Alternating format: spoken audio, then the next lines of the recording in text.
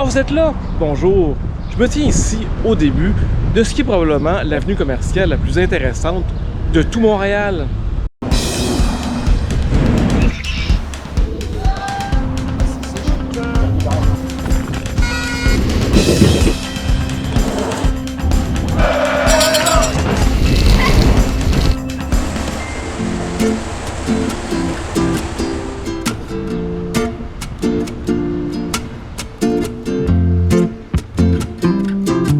La rue Wellington est une très longue rue qui passe au sud de l'île de Montréal. Elle commence à l'est dans la cité du multimédia, elle traverse comme ça Griffintown, Pointe-Saint-Charles, et elle va se terminer à Verdun, pas tellement loin du fleuve Saint-Laurent. D'ailleurs, c'est à cause du fleuve Saint-Laurent, qui est très difficile à naviguer, qu'on a créé cette voie terrestre pour transporter les marchandises plus facilement. C'est pour ça que la rue Wellington longe le fleuve et est si proche de celui-ci, et de nos jours, à 2 pas de la plage de Verdun. Probablement à cause de toute la marchandise qui passait par là, la rue Wellington est devenue commerciale très rapidement. Aujourd'hui, on se concentre sur le segment à Verdun, ce qu'on appelle la promenade Wellington, et qui a été votée par le magazine international Time Out comme la rue la plus cool au monde, rien de moins. Le segment commence par le parc des Madelineaux, parce que je sais pas si vous le saviez, mais il y a beaucoup de gens des îles de la Madeleine à Verdun, probablement parce que c'est des gens qui ont besoin d'eau, et le fleuve est tout à côté. Pendant une très grande partie de l'été, la rue Wellington, qu'on appelle aussi la Well, est piétonne. On interdit comme ça le passage des autos. Les piétons comme moi sont rois et maîtres. Cette année, la promenade a un thème aquatique. Je me demande c'est quelle vitesse ça, 3 nœuds. Et contrairement à d'autres rues piétonnes de Montréal, la Well n'interdit pas les vélos. Elle dit juste aux cyclistes de se promener lentement. Une recommandation qui, évidemment, n'est pas toujours respectée, malheureusement. Parlons maintenant toponymie. Heureusement pour les nombreux vegans de Verdun, la rue ne s'appelle pas en l'honneur du bœuf Wellington, mais plutôt en l'honneur de Arthur Wellesley, le gars qui a battu Napoléon et qui a été premier ministre de l'Angleterre.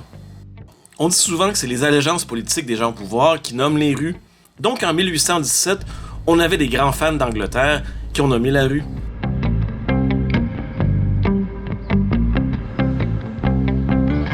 Une rue piétonne, ça veut pas juste dire fermer la rue aux chars. Ça veut aussi dire des super belles terrasses et un mobilier urbain très relax. Bon, vous avez sûrement remarqué que dans la partie la plus à l'est de la rue, il n'y a pas grand monde. On était un petit mercredi matin, donc pas de quoi s'alarmer. Et vraiment, tous ceux qui disent que les rues piétonnes sont pas bonnes pour le commerce se mettent le doigt dans l'œil. La plupart des commerces de Wellington ont voté en faveur de la rue piétonne.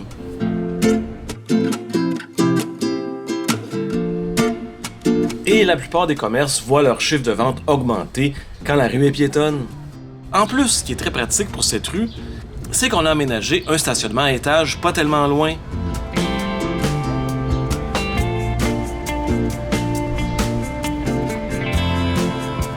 Lorsqu'on monte au 3e étage du stationnement, on a une très belle vue du quartier. Et on peut aussi faire nos voyeurs. Comme ici, j'avais une belle vue sur la terrasse du Palco. Un joli petit bar qui est en train de se refaire une beauté.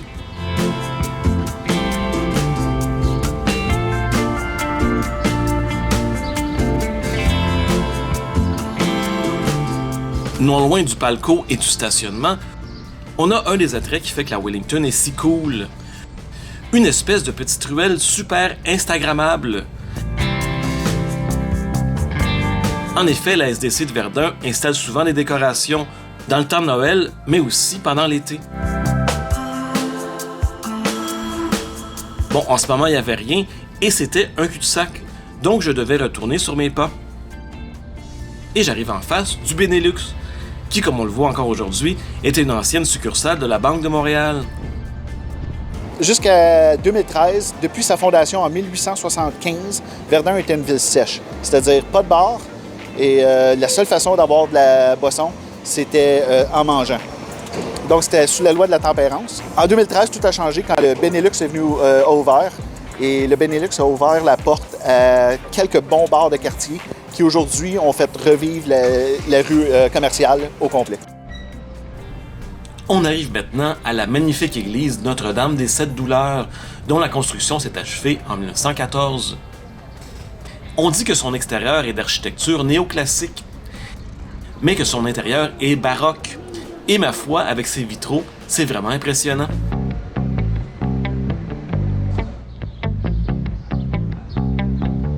L'église a encore un très joli presbytère. Pour les habitants du quartier, cet endroit est vraiment un lieu de rassemblement iconique. Il s'y tient plein d'activités en toute saison.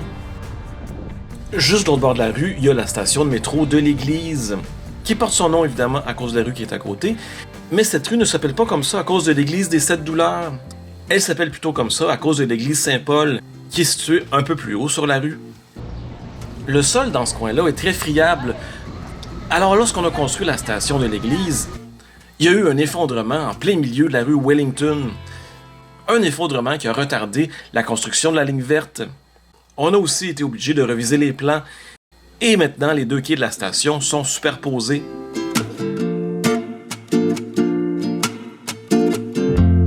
Si on était en 1974, ce monsieur avec son scooter se dirigerait directement dans le trou. D'ailleurs, parlant de scooters, ils sont vraiment nombreux sur la rue Wellington quand elle est piétonne. On arrive maintenant à un superbe édifice qui héberge aujourd'hui une boulangerie. L'édifice qui a été construit en 1931 était une banque, la Banque Laurentienne. Mais juste avant ça, on l'appelait la Banque d'épargne de la Cité. Ça fait quand même bizarre de voir une succursale de Première Moisson dans cet édifice. En diagonale, on a l'église de l'Épiphanie, ou l'église de la communauté coréenne de Montréal. Cette église-là a été bâtie en 1900. Ce qui a fait que la rue Wellington a été nommée la rue la plus cool au monde en 2022, c'est vraiment ses commerces. Il y a plein d'épiceries bio, de petits cafés zéro déchet, de restaurants vegan et autres boutiques sans gluten et sans danger pour les animaux. On a même une belle fromagerie artistique.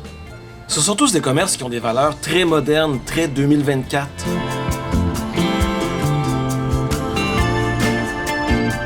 Mais il n'y a pas que ça sur la Well. Il y en a aussi pour les plus conservateurs, comme des bons vieux shakes à patates graisseuses, des boutiques style pawn shop, et évidemment quelques Dolorama. Le bâtiment qui héberge ce Dolorama est vraiment très spécial. Je l'aime beaucoup. La Wellington a aussi plusieurs commerces très multiculturels.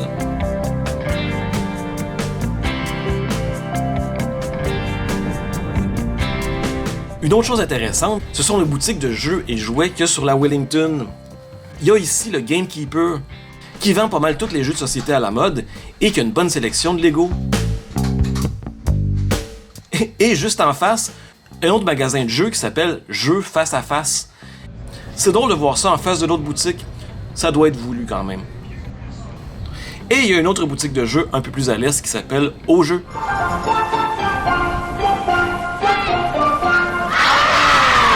Avez-vous remarqué ça que les magasins de poulet frit c'est revenu à la mode? Bon, je parle pas évidemment des bons vieux PFK où je peux aller manger depuis des dizaines d'années. Je parle plutôt de nouveaux restaurants comme ici le Jacques Lecoq, qui on dirait redonne au poulet frit ses lettres de noblesse. Et pour bien digérer son repas de 6 morceaux bien graisseux, quoi de mieux qu'une bonne crème glacée de chez Bouboule? C'est un commerce qui est là depuis très longtemps et qui offre maintenant des choix véganes. Voilà! Quand j'étais petit, je prenais tout le temps ça. Des slushs à la lime avec la crème glacée dedans, ça s'appelle un Mont Blanc dans le sens du terme. Un autre resto qui est là depuis longtemps, c'est le Villa Wellington, qui sert de la super bonne bouffe péruvienne. Donc d'après moi, c'est ça la force numéro 1 de la rue Wellington. Sa très grande variété de commerces. Il y en a vraiment pour tous les goûts et pour tous les types de public. Et je peux pas vous conseiller plus de venir faire un petit tour ici pendant l'été. Même si vous habitez super loin, il est vraiment très agréable de déambuler sur cette rue.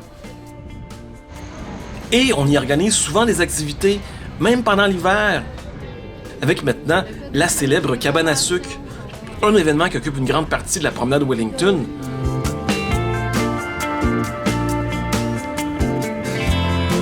Et où on peut manger de la bonne tire sur la neige. Miam miam.